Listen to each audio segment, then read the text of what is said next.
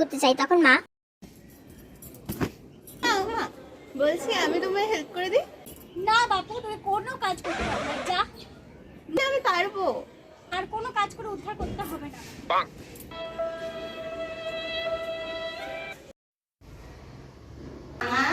করি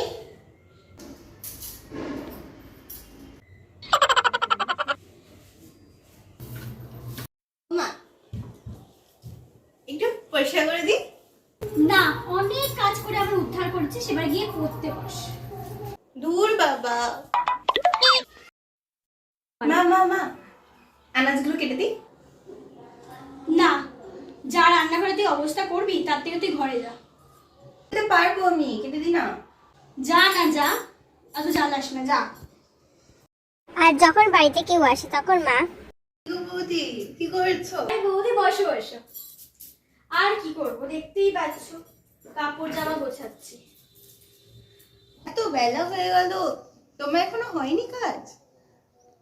হয়েছে আমার একটা দাবড়ামে, কোনো কাজ করবে না। দেখো গিয়ে ঘরটা গিয়ে দেখে আসো, সারাদিন ওই ফোন ঘেটে আছে। বলি যে কদিন পরে শ্বশুর বাড়িতে চলে গেছে, একটু কাজ বাজ কর না, কোনো কাজ করবে না, যেহেতু দূরের কথা, সারাদিন ফোন নিয়ে হাঁটবে আর শুয়ে থাকবে, না পড়াশোনা করবে না কিছু।